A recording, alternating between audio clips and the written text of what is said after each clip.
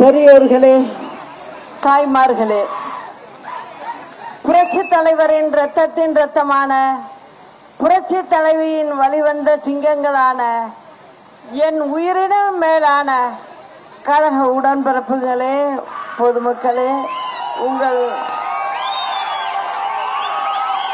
முன்னையில் வாக்கு கேட்டு வந்திருக்கிறேன். தமிழக வாக்காளர் பெருமக்களே, திருவாடானை தொகுதி வாக்காளர் பெருமக்களே, உங்கள் அனைவருக்கும் முதலில் என் நன்றி கலந்த வணக்கத்தை தெரிவித்துக் கொள்கிறேன்.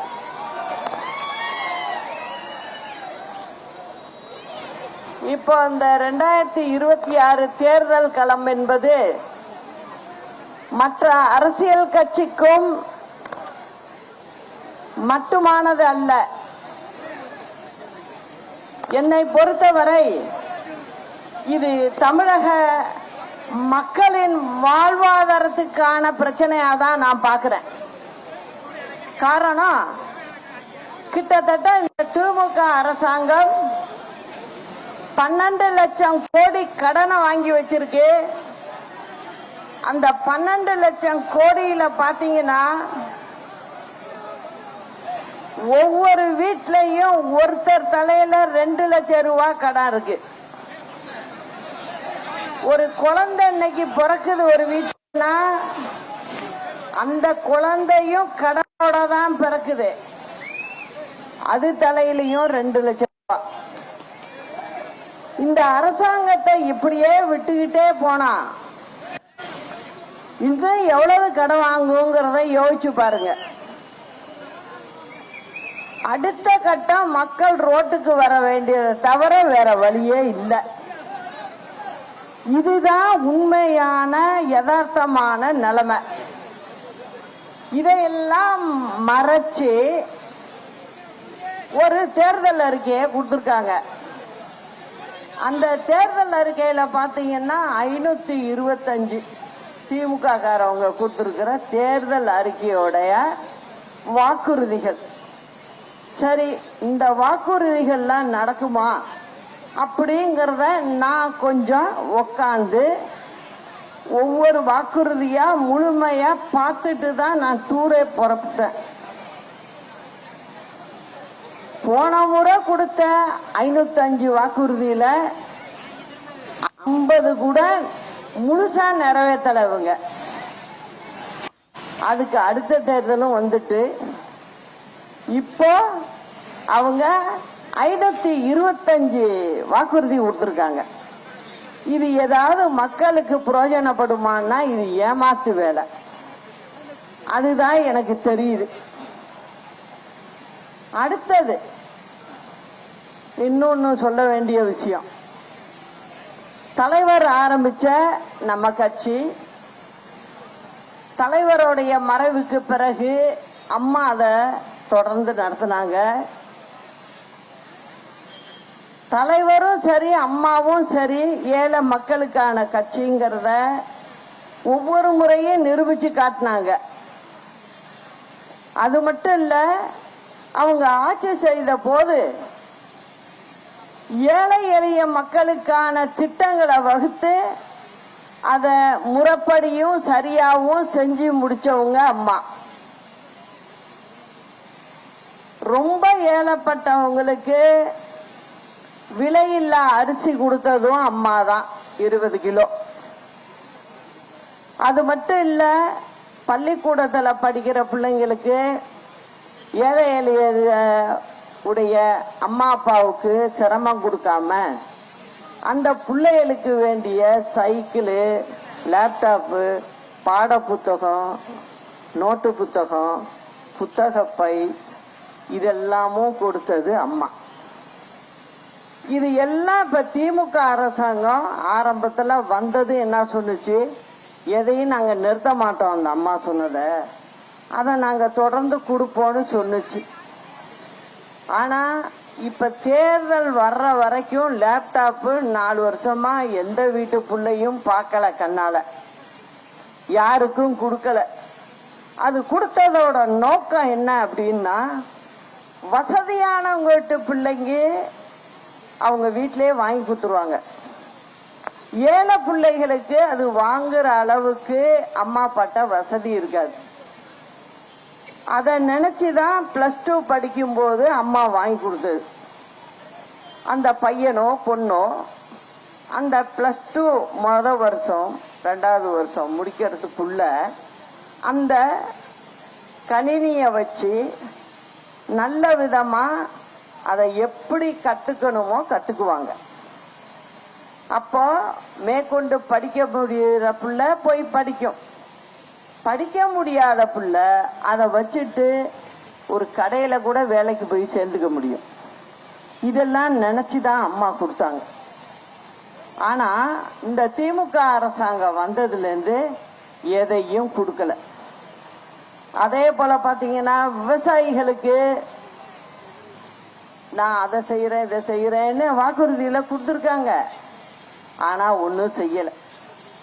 நெல்லை கூட சரியா எடுக்கிறது இல்ல. இந்த மாவட்டங்கள்ல எல்லாம் ரொம்ப மோசமா தான் இருக்கு.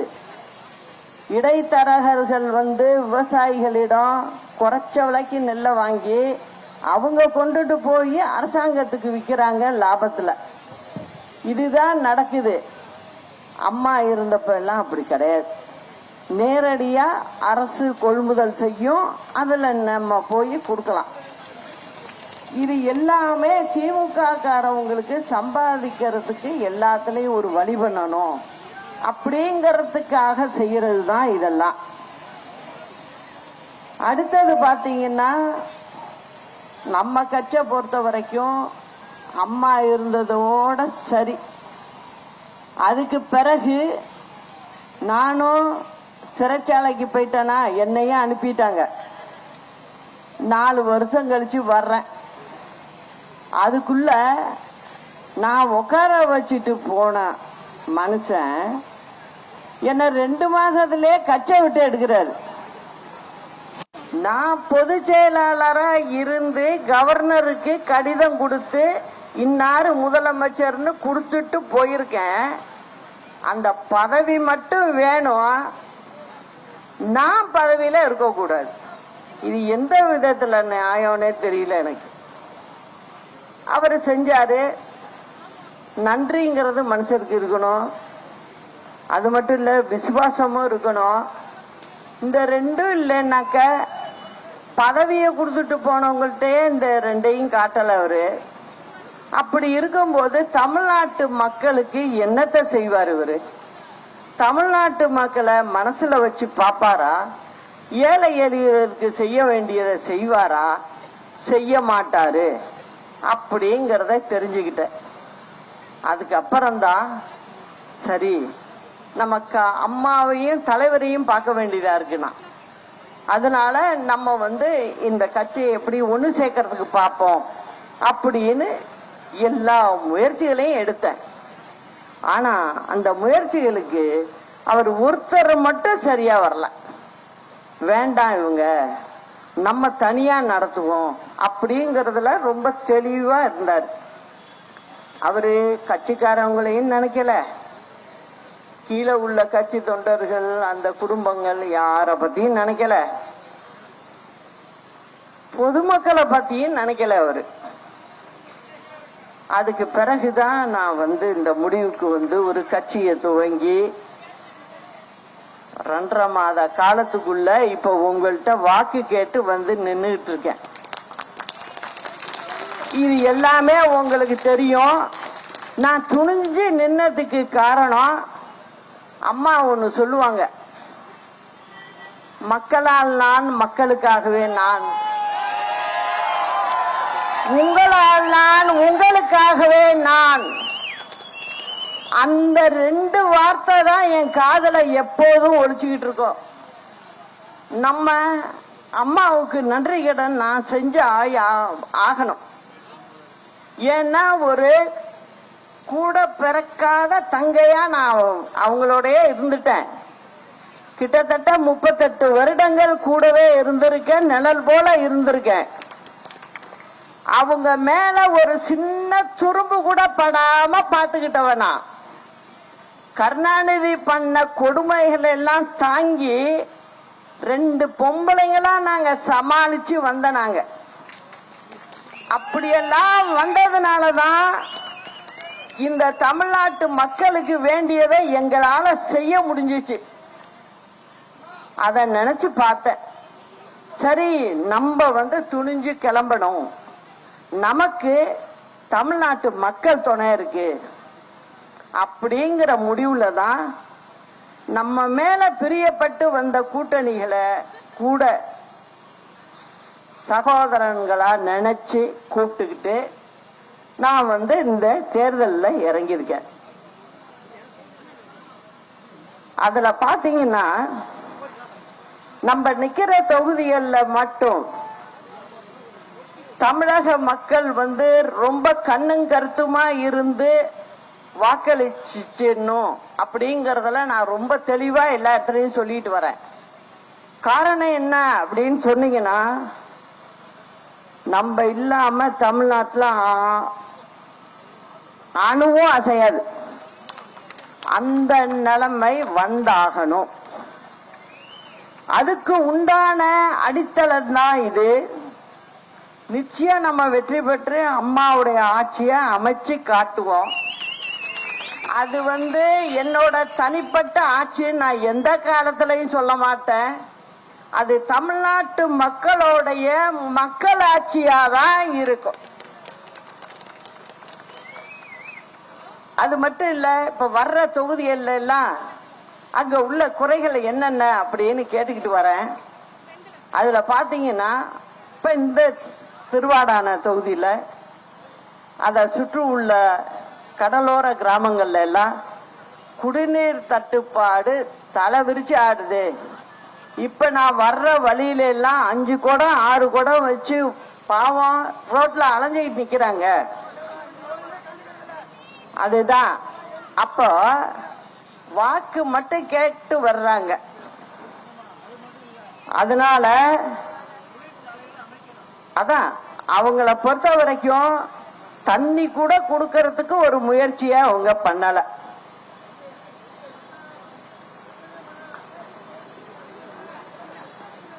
இந்த பகுதியில தொண்டி மற்றும் அதன் அருகில் உள்ள கிராமங்கள்ல இந்த பாதிப்பு ரொம்ப அதிகமா இருக்கு.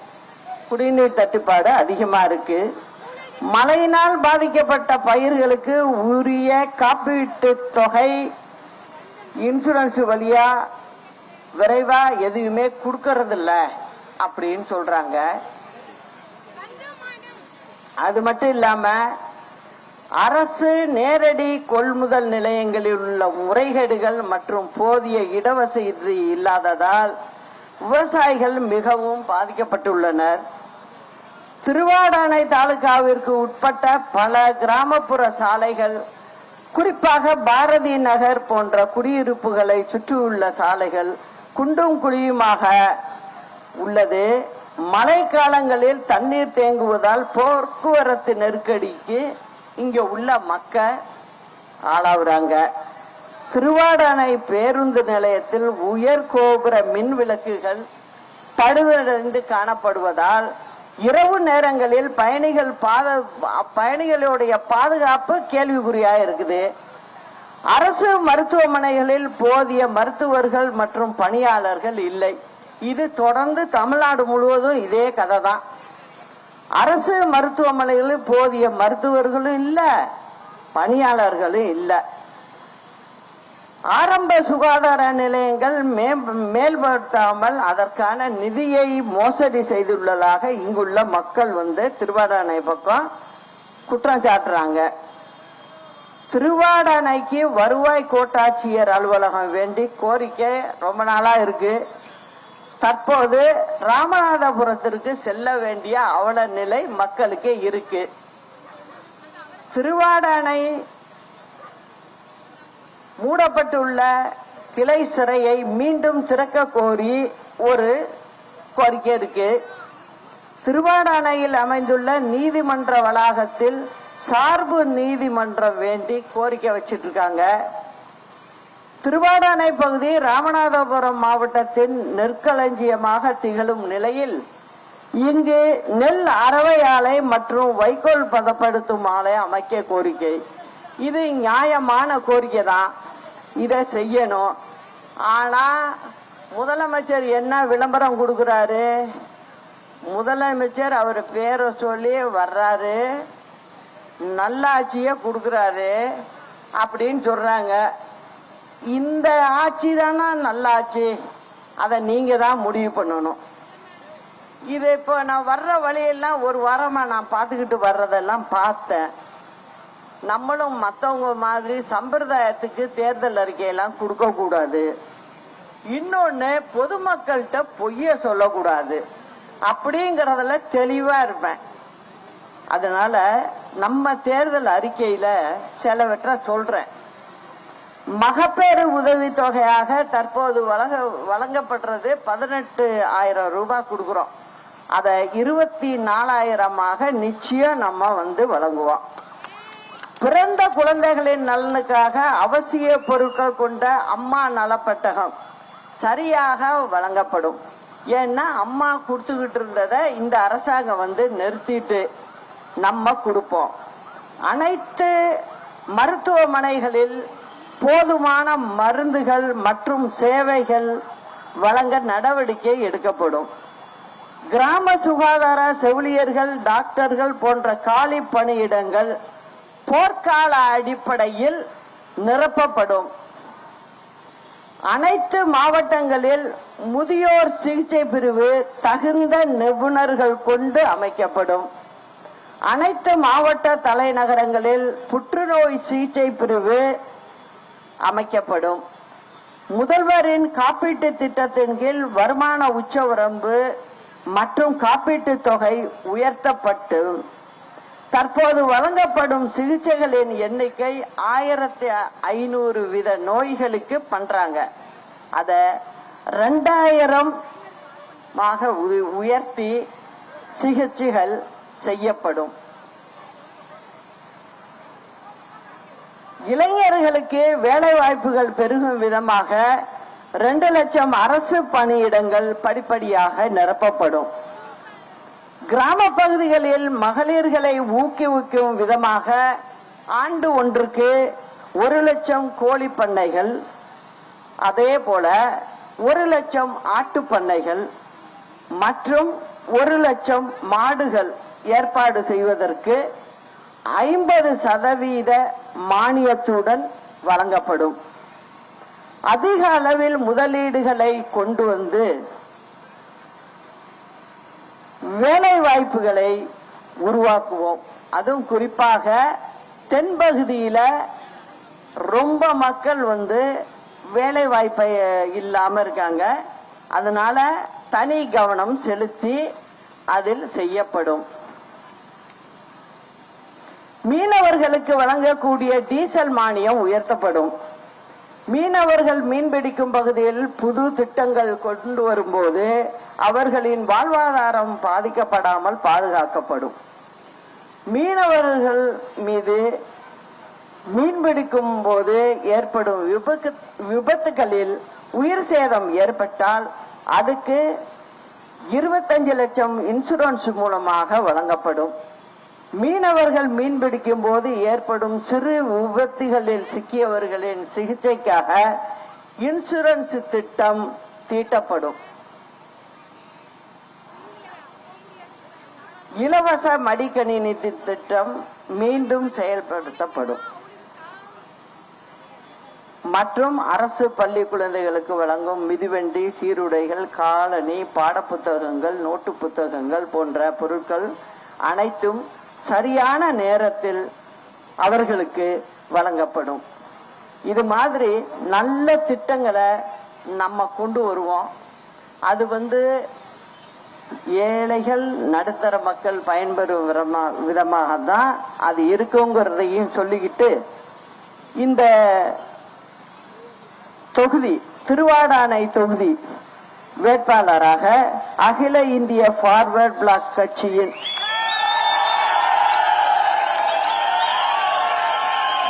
சுரேஷ் காசினி வேந்தன்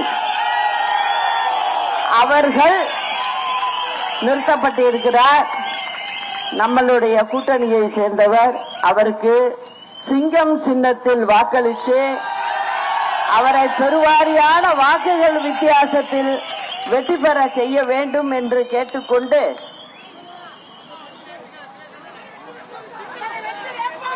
நாளை நமது வெற்றி நமது. அண்ணா நாமம் வாழ்க, புரட்சி தலைவர் நாமம் வாழ்க, புரட்சி தலைவி நாமம் வாழ்க. நன்றி, வணக்கம்.